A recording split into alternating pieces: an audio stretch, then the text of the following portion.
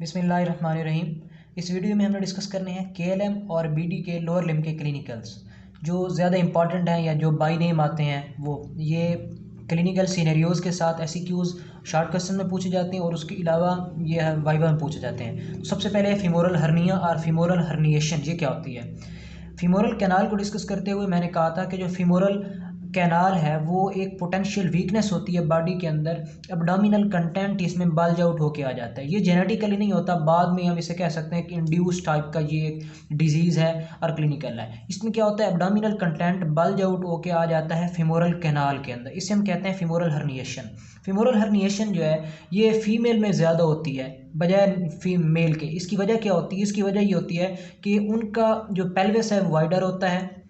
Pelvis wider होने के साथ साथ जो फीमोरल कैनाल की ओपनिंग है वो वाइडर होती है, जो फीमोरल रिंग से गुजर के होता है ताकि एब्डोमिनल कंटेंट इसमें बल्ज आउट हो सके। दूसरी होती है जो फीमोरल वेसल्स हैं वो शार्टर होती हैं। इसका क्या रोल है, इसका रोल ये होता है कि फीमोरल शीथ में इसके 3 कंपार्टमेंट हैं फीमोरल शीथ के। ये जो मीडियल मोस्ट कंपार्टमेंट होता है इसे हम फीमोरल कैनाल कहते हैं। यहाँ पे फीमोरल वेसल्स प्रेजेंट होती हैं, आर्टरी एंड वेन। ये स्मॉलर होंगी तो ऑटोमेटिकली फीमोरल कैनाल का जो डायमीटर है वो बढ़ जाएगा, तो इसलिए ज़्यादा होती है। एब्डोमिनल कंटेंट के बल्ज आउट होने के चांसेस ज़्यादा होते हैं। इसको सर्जिकली हम ट्रीट कैसे करते हैं, इसकी स्ट्रैंगुलेशन कैसे करते हैं। इसकी स्ट्रैंगुलेशन की जाती है, जो लेक्यूनर लिगामेंट होता है उसको कट कर देते हैं सर्जन। कैसे, जो मीडियली अटैच्ड होता है या मीडियल बाउंड्री बनाता है फीमोरल कैनाल की वो होता है लेक्यूनर लिगामेंट। लेक्यूनर लिगामेंट को कट कर देंगे जिसकी वजह से फीमोरल रिंग साइज में बढ़ जाएगा और जो फीमोरल कैनाल के अंदर बल्ज आउट हुआ होता है पार्ट या जो एब्डोमिनल कंटेंट उसको पुश बैक कर दिया जाता है। इसका वैसे हार्मफुल इफेक्ट कोई नहीं होता, अलबत्ता ये हो सकता है कुछ केसेस के अंदर इस तरह होता है ऑब्चुरेटर आर्टरी जो है वो इसमें साथ लाई कर रही होती है लेक्यूनर लिगामेंट के। ये सब में नहीं होता, एबनॉर्मली प्रेजेंट हो सकती है, तो इससे जो है वो सीवियर टाइप की ब्लीडिंग होती है। आगे है लर्चिंग गेट और वेडलिंग गेट। ये एडक्टर कंपार्टमेंट, जो एबडक्टर मसल्स होते हैं ग्लूटियल रीजन के, जिन्हें abductor gluteus medius and gluteus minimus, ये मेजर रोल प्ले करते हैं एबडक्टर सिस्टम बनाने के अंदर। ये लोअर लिम्ब को सपोर्ट करने में मदद देते हैं। किस तरह, अगर हम कहते हैं ग्लूटियस मीडियस और मिनिमस एक साइड के यानी कि यूनिलेटरल डैमेज है, अगर वो राइट भी हो सकता है लेफ्ट भी हो सकता है, यूनिलेटरली डैमेज हो चुके हैं, पैरालाइज हो चुके हैं, तो जो बॉडी है वो उस साइड पे ड्रूप कर जाती है यानी बेंड डाउन कर जाती है। क्यों, ताकि वॉकिंग के दौरान जो अपोजिट साइड का जो एरिया है लिम्ब है उसके साथ क्लियर द फुट किया जा सके उसको। तो यूनिलेटरल डैमेज हो ग्लूटियस मीडियस एंड मिनिमस का, तो उसी साइड पे पैरालाइज जो साइड है उस पर बॉडी ड्रूप कर जाती है और बेंड डाउन कर जाती है। इसे हम कहते हैं लर्चिंग गेट। अगर ये बाइलेटरल हो यानी ग्लूटियस मीडियस और minimus right and left side दोनों के अगर पैरालाइज हो जाते हैं तो इसे हम कहते हैं वेडलिंग गेट या bilateral damage of the abductor system of gluteal region. उसके बाद है ट्रेंडलिनबर्ग साइन एंड टेस्ट। ये दो अलग-अलग क्लिनिकल्स हैं और ये वाइवा में पूछा जाता है कि ट्रेंडलिनबर्ग साइन और टेस्ट में क्या डिफरेंस है।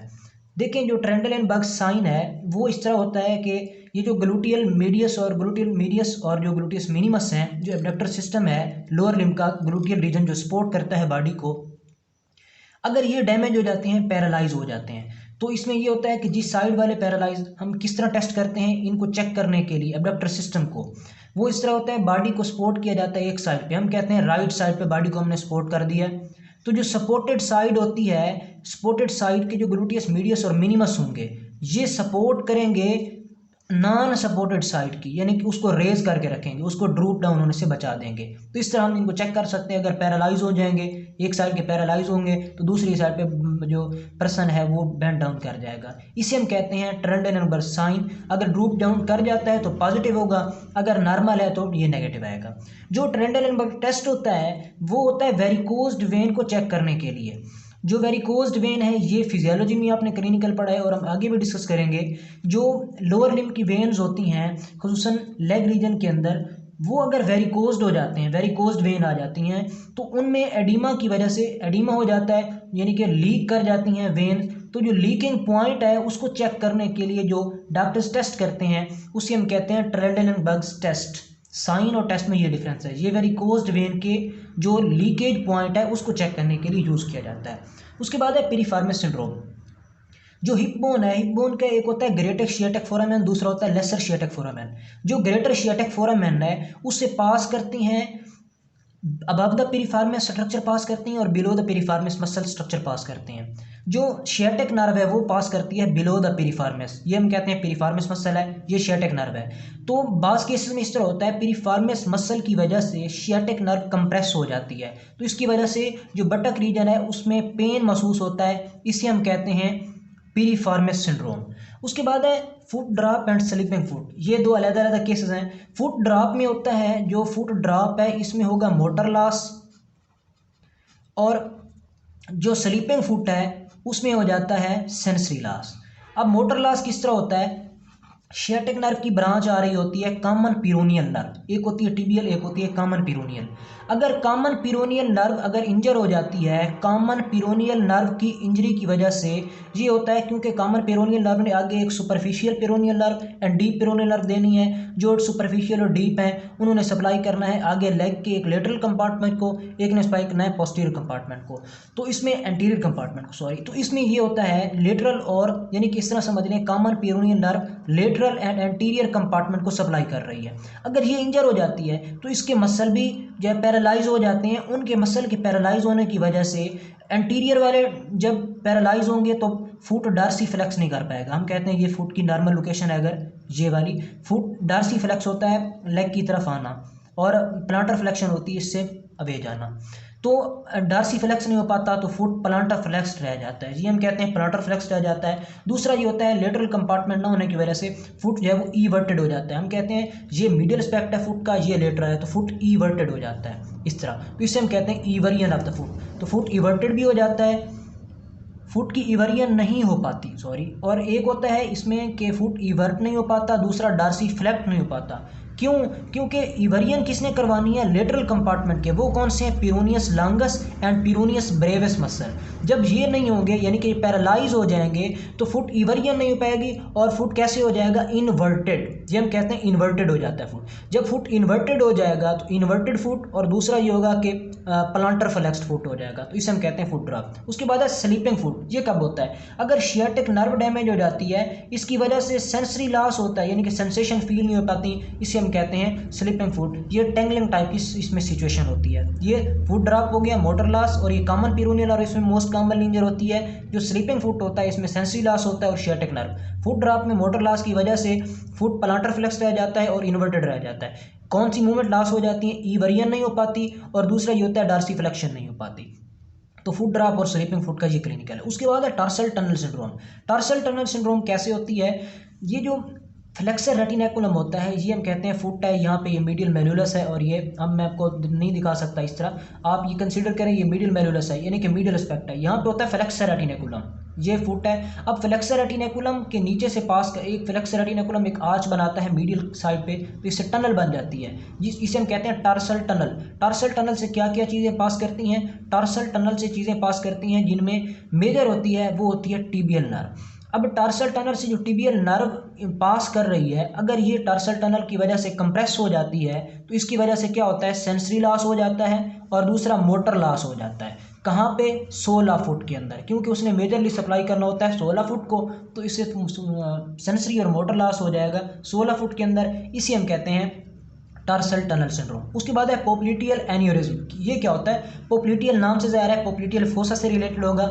इसमें पोप्लिटियल आर्टरी, अगर ये जो पोप्लिटियल एन्यूरिज्म है इसमें पोप्लिटियल आर्टरी डायलेट कर जाती है, इसकी डायलेशन यानी कि एबनॉर्मली डायलेट कर जाएगी, इसकी डायलेशन से क्या होगा, एडीमा हो जाएगा, एक क्लिनिकल साइन। दूसरा ये होगा इसमें एबनॉर्मल आर्टीरियल साउंड हमें सुनाई देगी, आर्टीरियल साउंड। इसको कैसे ट्रीट किया जाता है, लाइगेशन करवा दी जाती है फीमोरल आर्टरी की। उसके बाद है बेबिन्स्की साइन। बेबिन्स्की साइन क्या होता है, बेबिन्स्की साइन हम ये क्लिनिकल चेक करने के लिए करते हैं। इसमें ये किया जाता है बेबिन्स्की साइन के अंदर जो 16 फुट है, 16 फुट के लेटरल एस्पेक्ट पे, 16 फुट के जो लेटरल एस्पेक्ट होता है उसको ब्लंट ऑब्जेक्ट के साथ हम स्ट्रोक करते हैं। इन लेटरल एस्पेक्ट सोल को हम जो ये हम कहते हैं सोल का लेटरल एस्पेक्ट है, कंसीडर करें 16 फुट है, उसके लेटरल एस्पेक्ट को हम ब्लंट ऑब्जेक्ट के साथ स्ट्रोक करेंगे। इससे क्या होता है, नॉर्मल पर्सन के अंदर फ्लेक्शन ऑफ टोज हो जाता है, नॉर्मली पर्सन जो होते हैं। लेकिन अगर एबनॉर्मल हो, एबनॉर्मल में क्या होता है, जो ग्रेड टो है वो डर्सली फ्लेक्स कर जाता है, यानी उसमें डर्सो फ्लेक्शन हो जाती है ग्रेड टो के अंदर। जो बाकी टोज हैं यानी कि जो डिजिट्स हैं बाकी डिजिट्स के अंदर फैनिंग आउट हो जाता है। फैन आउट का मतलब होता है इस तरह मूव कर जाते हैं बाहर की तरफ लेटरली, इसे हम कहते हैं fanning out of the other digits. जो ग्रेट डिजिट होता है या ग्रेट टो होता है वो डॉर्सली फ्लेक्स कर जाएगा। तो ये इसमें एबनॉर्मल केसेस में बेबिन्स्की साइन पॉजिटिव होगा, अदरवाइज बेबिन्स्की साइन नेगेटिव होता है। उसके बाद है एलिफेंटियासिस और फिलेरियासिस। ये क्या होती है? एलिफेंटियासिस एक टाइप का क्लिनिकल साइन होता है जो लोअर लिम्ब के अंदर अगर जो लिम्फेटिक ऑब्स्ट्रक्शन हो जाती है, लोअर लिम्ब में अगर लिम्फेटिक ऑब्स्ट्रक्शन होगी तो इससे क्या होगा, इससे लिम्फेटिक ऑब्स्ट्रक्शन की वजह से हाई किस्म का एडिमा हो जाएगा लोअर लिम्ब के अंदर। तो इसमें जो लेग और थाई है वो सोजिश कर जाती हैं, सूज जाते हैं बहुत ज़्यादा, उनमें एडिमा हो जाता है। इसे हम कहते हैं एलिफेंटियासिस। फिलेरियासिस क्यों कहते हैं? एक होता है पैरासाइट फिलेरिया, उसकी वजह से क्या हो जाती है, उसके इन्फेक्शन की वजह से भी लिम्फेटिक ऑब्स्ट्रक्शन होने के चांसेस ज़्यादा होते हैं। तो इससे जो है वो इन्फेक्शन टाइप का डेवलप हो जाता है जिससे एडिमा हो जाता है और जो लोअर लिम्ब है वो तकरीबन उसमें लिम्फेटिक ऑब्स्ट्रक्शन हो जाती है। तो इसे हम कहते हैं एलिफेंटियासिस। उसके बाद है वीवर्स बॉटम। वीवर्स बॉटम क्या होता है? ये मेनली रिलेटेड है बोन्स और जॉइंट्स के रिलेटेड है। वीवर्स बॉटम ये होता है जो हिप बोन है उसमें होती है इस्चियल ट्यूबरासिटी। इस्चियल ट्यूबरासिटी के ऊपर बरसा होता है। अगर इस्चियल ट्यूबरासिटी का जो बरसा है उसमें इन्फ्लेमेशन हो जाती है, यानी इस्चियल ट्यूबरासिटी का जो बरसाइटस अगर हो जाती है तो इसे हम कहते हैं वीवर्स बॉटम। ये कब होता है? अगर लॉन्ग टाइम सिटिंग करवानी जाती है, यानी सेडेंटरी टाइप के जो पर्सन होते हैं, हार्ड प्लेस पे अगर आप बैठते हैं ज़्यादा, तो इससे इस्चियल ट्यूबरासिटी का जो बरसा है उसमें इन्फ्लेमेशन हो सकती है।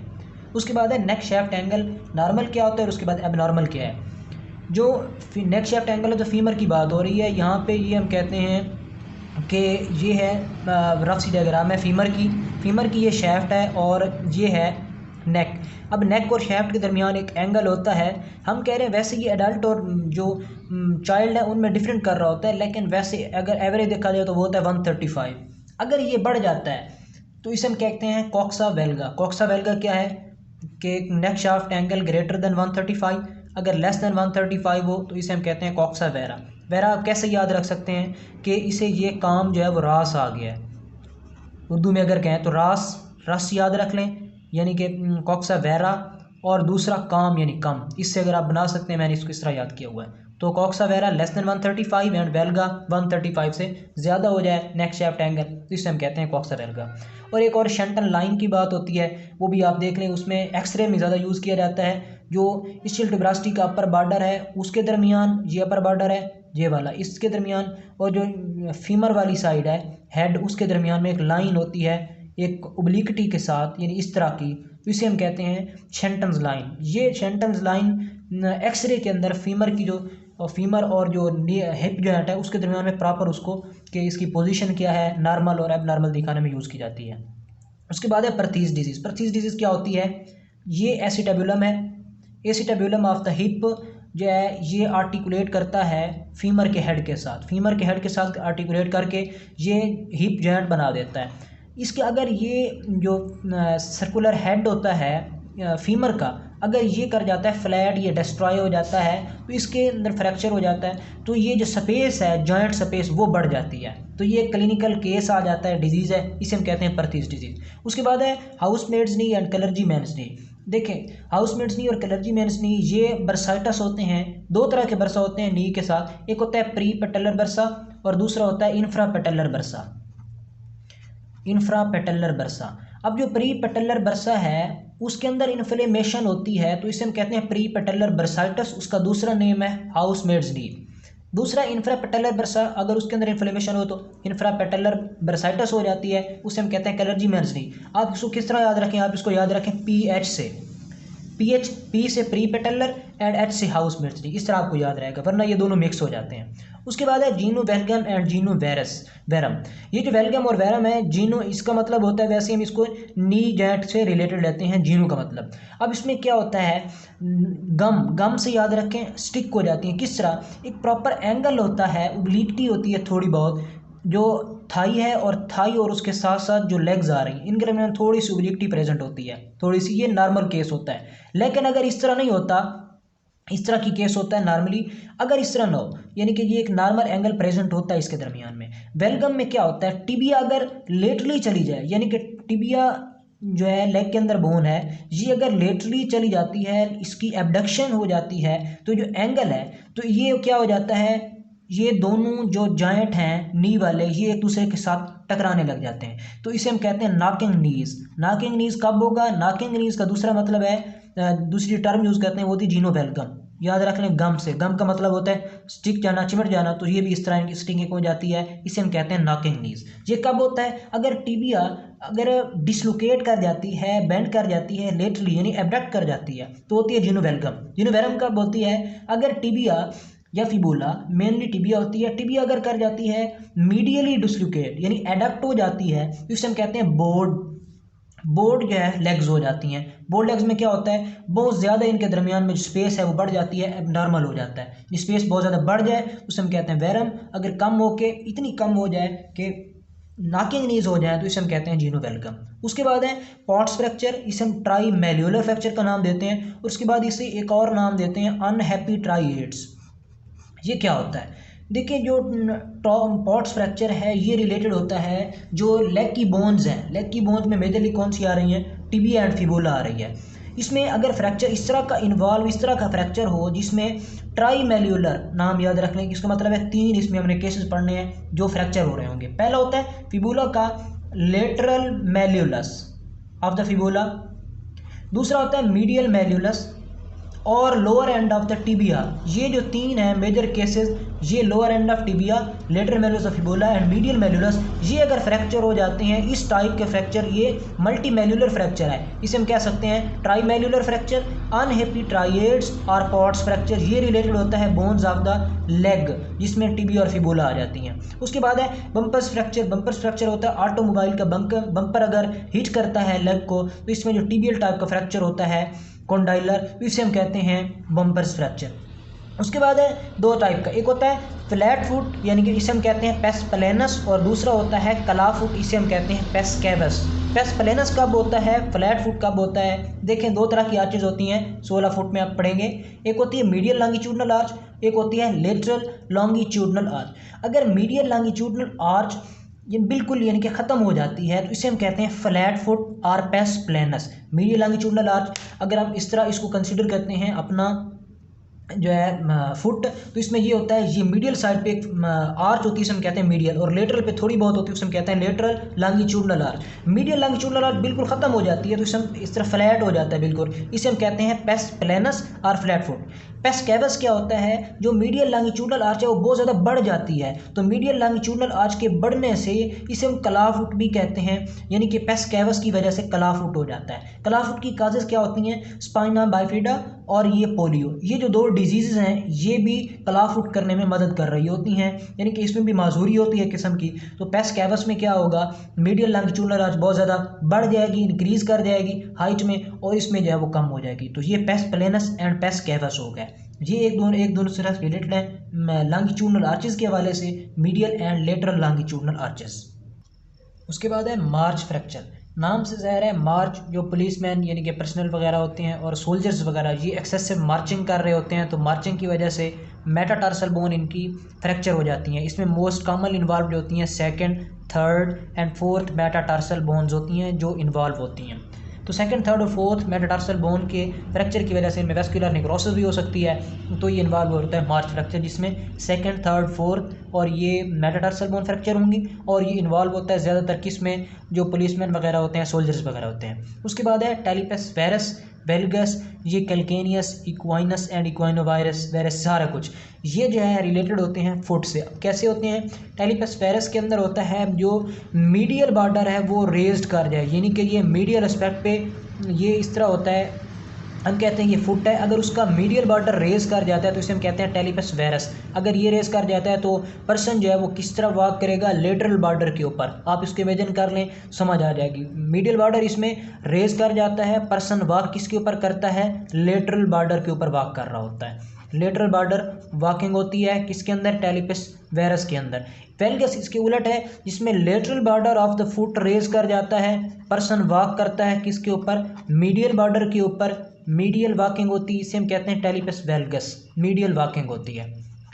उसके बाद है टेलिपस कैल्केनियस। नाम से ज़ाहिर है कि जो कैल्केनियम बोन होती है, पहली जो यहाँ पे आ रही है टॉर्सल बोन, उसमें क्या सीन है, कैल्केनियम अगर हो जाती है पर्सन अगर वॉक करता है, यानी कि डॉर्सिफिलेक्ट अगर किसी का पाँव हो जाता है ज़्यादा फुट, तो उसकी वजह से क्या होता है, पर्सन वॉक करता है किसके ऊपर, कैल्केनियम बोन के ऊपर मेजरली, जिसे हम कहते हैं टेलिपस कैल्केनियस। उसके बाद है या कैल्केनियम, उसके बाद है टेलिपस इक्वाइनस। अब इक्वाइनस कैल्केनियम का उलट है, किस तरह, अगर पर्सन उसका अगर प्लांटर फ्लेक्स्ड हो जाता है तो पर्सन वॉक करता है टोज के ऊपर, कैल्केनियम उसकी रेज्ड हो रही होती है, जिसे हम कहते हैं टेलिपस इक्वाइनस। कैल्केनियम में जो वॉकिंग होती है वो मेजरली किसके ऊपर होती है, कैल्केनियम के सहारे पर होती है।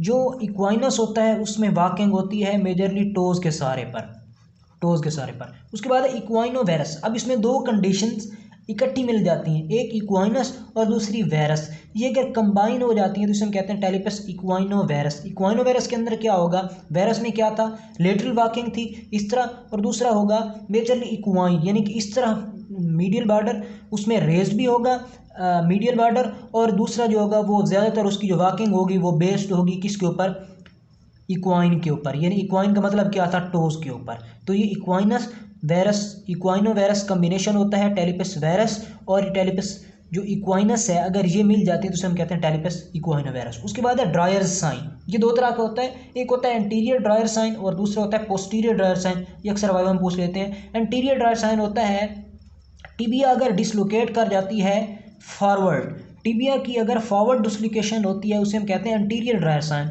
अगर टिबिया बैकवर्ड डिसलोकेट कर जाती है तो उसे हम कहते हैं पोस्टीरियर ड्रायर साइन। ये कैसे होती है, टिबिया फॉरवर्ड डिसलोकेट उस वक्त करती है, क्रूशिएट लिगामेंट होते हैं नी के अंदर, नी जॉइंट में, एक होता है एंटीरियर क्रूशिएट लिगामेंट और दूसरा होता है पोस्टीरियर क्रूशिएट लिगामेंट।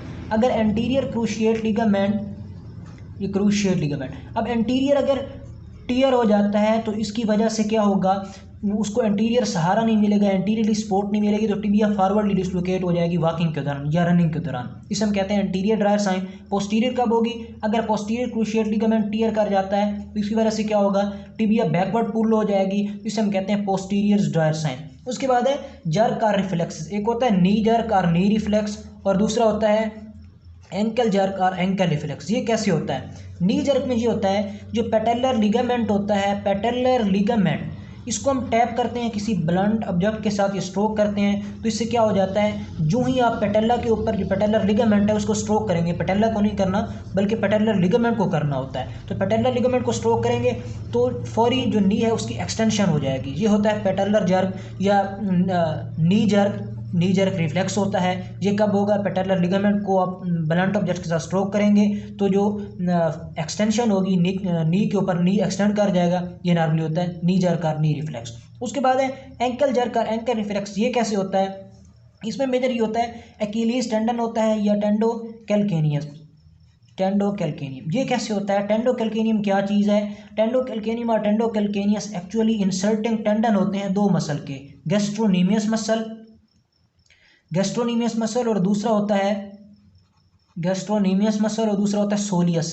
ये दो मिल के जो इनके टेंडन होते हैं फ्यूज करके एक टेंडन बना देते हैं जिसे हम कहते हैं एकाइलस टेंडन और टेंडो कैल्केनियम। ये इंसर्ट हो रहा होता है पोस्टीरियरली जाके कैल्केनियम के ऊपर। तो अगर हम टेंडो एकाइलीज को हम करते हैं अगर ब्लंट ऑब्जेक्ट के साथ उसको हम स्ट्रोक करते हैं, टैप करते हैं, तो इससे क्या होगा, क्योंकि इन्होंने जाके उसकी प्लांटर फ्लेक्शन करवानी होती है तो नॉर्मली क्या हो जाएगा, जो एंकल के ऊपर प्लांटर फ्लेक्शन हो जाएगी, यानी कि जो फुट है वो प्लांटर रिफ्लेक्स कर जाएगा। तो इसे हम कहते हैं दो तरह के जर्क थे। इसमें नी के अंदर क्या होगा, नी एक्सटेंड कर जाएगा, एंकल जर्क के अंदर ये जो है वो एंकल जर्क के ऊपर, एंकल जर्क के नतीजे में क्या होगा, फुट प्लांटर फ्लेक्स्ड हो जाएगा। उसके बाद है मॉर्टन्स न्यूरोमा।